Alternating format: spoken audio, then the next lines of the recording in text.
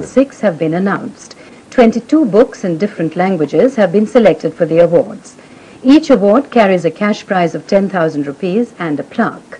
The books are Benudhar Sarma Assamese, Rajnagar Bengali, Soni De Chidi Dogri, Rich Like Us English, Dhulamani Pagilyo Gujarati, Apurva Hindi, Bandaya Kannada, Shuhul Kul Kashmiri, Hanva Manis Ashwathamo Konkani, Natik Patrak Uttar Maithili, Kavita Dhwani Malayalam, Mangi Essay Manipuri, Khoon Gathe Marathi, Chakravyuha Nepali, Dwa Suparna Udiya, Sheher Tegran Punjabi, Dwarka Rajasthani, Sudh Radha Charita Mahakavyam Sanskrit, Vichoro Sindhi, Ilakiyatakam or Iyakam Tamil, Andhra Sahitya Vimarshapai Angla Prabhavamu Telugu, Tanqidi Afkar Urdu. The awards will be presented in February. The noted film actress and winner of Padma Shri Award, Smita Pakte.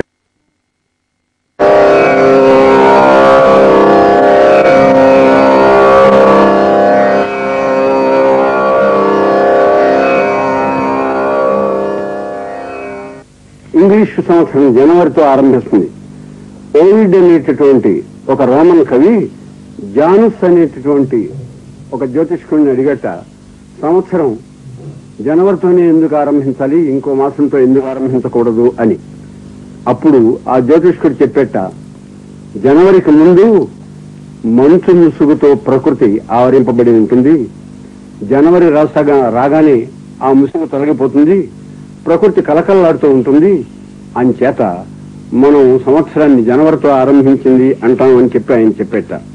అట్లాగే మనం చైత్రమాసంతో సంవత్సరం ఎందుకు ఆరంభించాలి అనే ప్రశ్న కూడా కొందరికి ఉదయించవచ్చు. హేమాద్రి అనేటటువంటి మహాపండితుడు ఏమని చెబుతున్నాడంటే, చైత్రే మాసి జగద్బ్రహ్మ ససర్జ ప్రథమేహని శుక్లపక్షే సమగ్రంతు తదా సూర్యోదయే సతి.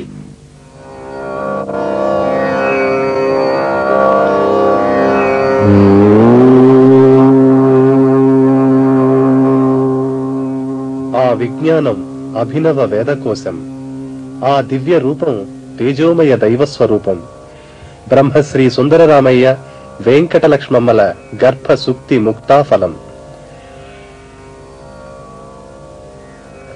విషయ వివేకానికి, సూక్ష్మాంశ విశ్లేషణకి ఆయన అధ్యాపనం ఒక లక్షణ గ్రంథ అధ్యయనం. ఉపాధ్యాయునిగా, వక్తగా ఆయన ప్రజ్ఞా పాఠవాల్ని డాక్టర్ సి నారాయణ రెడ్డి గారు అభివర్ణించారు. దివాకర్ల వారి బహుముఖీన వ్యక్తిత్వానికి రెండు ప్రధానమైన అంశాలున్నాయి. ఒకటి అధ్యాపకత్వం, రెండవది వక్తృత్వం.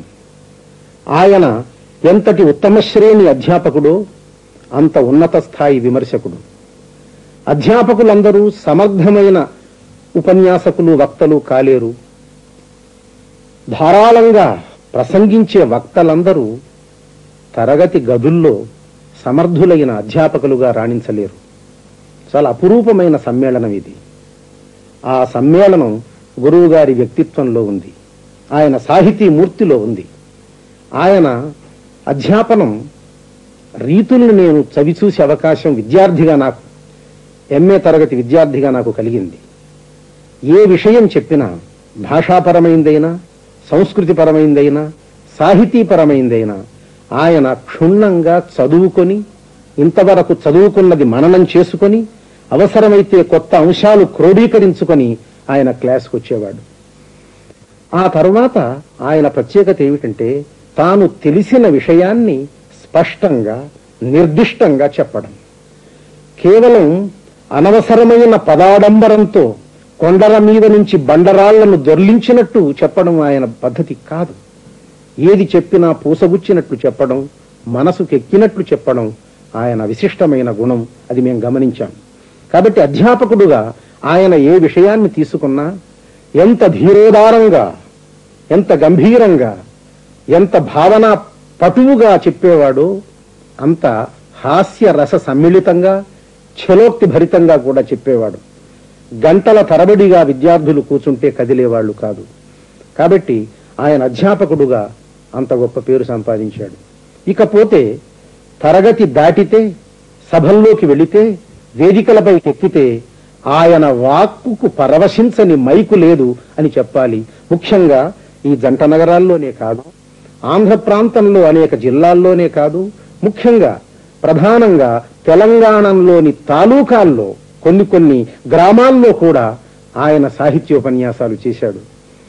సాహిత్యాన్ని, ప్రాచీన సాహిత్యాన్ని ముఖ్యంగా ప్రజావళి దాకా తీసుకువెళ్లిన ఘనత ఆయనకు దక్కింది. తెలంగాణ రచయితల సంఘం వంటి సంస్థల ద్వారా, కవి సమ్మేళనాల ద్వారా మేము కవిత్వాన్ని ఒక ఉద్యమంగా ఎలా ప్రవహింపచేశామో, ఆయన నన్నయ్య మొదలుకొని చిన్నయ్య వరకున్న ప్రాచీన సాహిత్యాన్ని, వాంగ్మయాన్ని, భాషారీతుల్ని, ప్రక్రియల్ని అంత సమర్థంగా, సరళంగా, సామాన్యుడికి కూడా మనసుకెక్కే విధానంలో ఆయన అనేక సభల్లో, వేల సభల్లో ప్రసంగించారు. ఒకటి మాత్రం చాలా గుర్తుంచుకోవలసిన విషయం ఈ తరానికి, మనకేదైనా సందేహం కలిగితే ఫోన్లో ఫలానా సందేహం నాకు కలిగింది మీరు ఏమంటారంటే, చెబితే ఝటితి స్ఫూర్తిగా ఆశువుగా చెప్పేవాడు ఎంతటి జటిల విషయాన్నైనా విప్పుతూ, తనకు అప్పటికి స్ఫురించకపోతే నాకిప్పుడు స్ఫురించడం లేదండి, ఒక్క 5 నిమిషాల్లో నేను మీకు ఫోన్ చేస్తాను అని ఫోన్ నంబర్ తీసుకొని తాను ఆ విషయాన్ని అనేక గ్రంథాలను పరిశీలించి దాన్ని మనకు చెప్పేవాడు. ఒక అధ్యాపకుడికి చాలా ప్రధానమైన నైతిక బాధ్యతగా నేను భావిస్తూ ఉన్నాను. కాబట్టి తాను తెలిసింది చెప్పడం అధ్యాపకులు నేర్చుకోవాలి. తెలిసింది చెప్పడం, తెలిసింది స్పష్టంగా చెప్పడం, భావ నిర్భరంగా చెప్పడం, అది ఆయన దగ్గర నేర్చుకున్న లక్షణాలు చాలా ఉన్నాయి మా తరం వాళ్ళం. అలాగే ఆయన వక్తగా కూడా ఆయన ధారణాశక్తి రెండు చాలా అపూర్వమైనవి. గుప్పిట్లో పట్టుకుని, మనసు గుప్పిట్లో పట్టుకొని చెప్పే గుణం ఆయనకు ఉండేది. ధారణాశక్తి చాలా అపూర్వమైంది కూడా. సామాన్యంగా దివాకర్ల వెంకటావధాని గారంటే సాహిత్య రంగంతో అంతగా పరిచయం లేని వాళ్ళు, అవధాని గారంటే వీరు అవధానాలు చేస్తుంటారా అని అడిగేవారు. అవధానాలు చేసే ప్రజ్ఞ వారికి కూలంకషంగా ఉన్న ఆయన అవధానం అంటే, అవధాన శబ్దానికి అర్థం ఏకాగ్రత. ఆయన అవధానం పరిశీలన వైపు, విమర్శన వైపు, ప్రసంగాల వైపు, అధ్యాపనం వైపు ఆయన కేంద్రీకరించాడు. కాబట్టి ఆయన ఏకాగ్రత ఇప్పుడు చెప్పిన 4 విషయాల్లో కేంద్రీకరించి ఉండేది. ఆయన ఉత్తమ విద్యార్థులుగా రూపొందించడానికి అధ్యాపకుడుగా, ఉత్తమ వక్తలుగా భావి తరాలను తయారు చేయడానికి ఒక మహావక్తగా ఆయన ఎంతో కృషి చేశాడు. తన వయస్సును, పైబడుతున్న వయస్సును లెక్కించకుండా, అనారోగ్యాన్ని కూడా లెక్కించకుండా, కొన ఊపిరి వరకు కూడా ఆయన ఉపన్యాసాలలో, ధర్మ ప్రసంగాలలో, సాహితీ వ్యాసంగాలలో ఆయన జీవితాన్ని హారతిలా ఖర్చు పెట్టాడు. మా గురువు గారు కావడం మేమందరం గర్విస్తూ ఉన్నాము.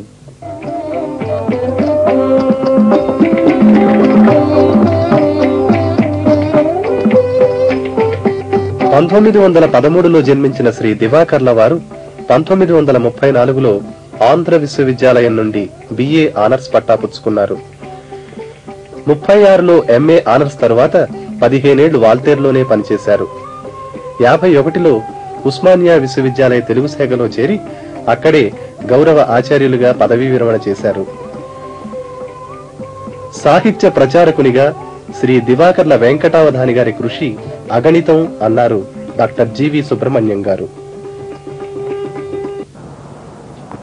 గత 3 దశాబ్దాలుగా ఆంధ్ర సాహిత్య చరిత్రలో ప్రజల మధ్యకు సాహిత్యాన్ని తీసుకుని వెళ్లి ప్రచారం చేసినటువంటి మనుషులలో ఆచార్య దివాకర్ల వెంకటావధాని గారి పేరు ప్రప్రథమంగా పేర్కొనవలసి వస్తుంది. ఉస్మానియా విశ్వవిద్యాలయ ఆంధ్ర శాఖకు అధ్యక్షులుగా పరిశోధన రంగంలో ఎంత చేశారో, విద్యారంగంలో ఎంత కృషి చేశారో, ప్రజలలో సాహిత్య స్పృహను, సాహిత్య రసికత్వాన్ని సృష్టించటంలో కూడా వారు అంత కృషి చేశారు. దివాకర్ల వెంకటావధాని గారు ఉపన్యసించని ఊరు ఈ రాష్ట్రంలో లేదేమో. ఆయన ఎక్కి సాహితీ సదస్సులను నిర్వహించినటువంటి కార్యక్రమాలు లేవేమో. అవధాని గారు లేని సాహితీ సభకు నిండుదనమే లేదు అని తెలుగు ప్రజలు భావిస్తూ ఉంటారు. అవధాని గారు నిరంతరం ఈ సాహితీ ప్రచార ఉద్యమానికి ఎందుకు తలపడ్డారో అని గనక ఒక్కసారి భావిస్తే ఆయన ఆశయాలు ప్రధానంగా మూడుగా కనపడతాయి.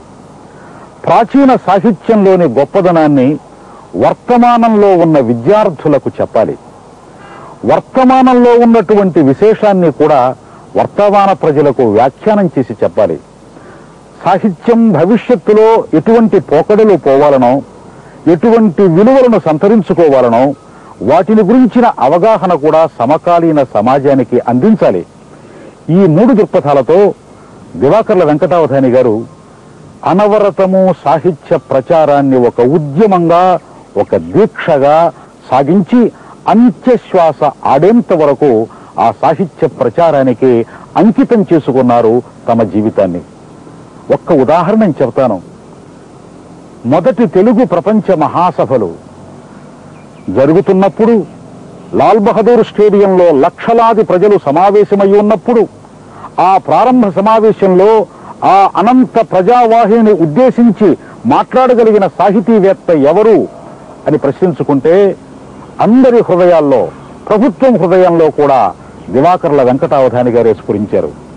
లక్షలాది ప్రజానీకం ఆయన ఉపన్యాసం 25 నిమిషాల సేపు నిశ్శబ్దంగా విన్నది అంటే ఆయన ప్రజల హృదయాల్లో ఎంతటి ఉదాత్తమైనటువంటి స్థానాన్ని సంపాదించుకున్నారో తెలుస్తుంది. తిరుపతి వెంకట కవులు పద్యాన్ని చెప్పి పద్యాన్ని ప్రచారం చేశారు. దివాకర్ల వెంకటావధాని గారు ప్రాచీన సాహిత్యంలో, ఆధునిక సాహిత్యంలో ఉండేటువంటి పద్యాన్ని ధారణతో పట్టి ప్రజలకు వినిపించి పద్యం మీద, సాహిత్యం మీద అభిమానాన్ని పెంచారు. ఎంతో మంది యువకవులు ఈనాడు పద్యం రాస్తున్నారు అంటే అవధాని గారి ఉపన్యాసాల స్ఫూర్తితో రాస్తున్నారని చెప్పడంలో అతిశయోక్తి లేదు. పద్యం చదవడం, పద్యాన్ని మననం చేయడం, పద్యానికి అర్థం చెప్పడం, పద్య కావ్యాలను ఉత్తమ విలువలతో సమీక్షించటం అనేది యువతరంలో వ్యాపింపచేయడానికి అవధాని గారి ఉపన్యాసాలే కారణము అని నిస్సంశయంగా మనం చెప్పవచ్చు. ఆయన తీసుకున్న రెండవ ప్రయోగం భువన విజయం మొదలైనటువంటి రూపక ప్రయోగాలు. భువన విజయాన్ని దాదాపు 300 సార్లు ప్రదర్శించారు. అల్లసాని పెద్దనగా ఆయన పాత్ర వేసేవాడు. ఇంత వార్ధక్యంలో కూడా మీరెందుకు ఈ రూపకాన్ని చేపడతారు అంటే, పద్యాన్ని ప్రచారం చేయడానికి నేను పూనుకున్నాను. అంత్యశ్వాస ఆడేంత వరకు నేను ఈ ఉద్యమంలో నడుస్తాను. ఏ పాత్ర అయినా సరే ఉచితంగా నిర్వహించటం నా జీవిత లక్ష్యం. నేను సాహితీ ప్రచారం కోసం జీవితాన్ని సాగిస్తున్న సాహిత్య పిపాసిని అని ఆయన చెబుతూ ఉండేవారు.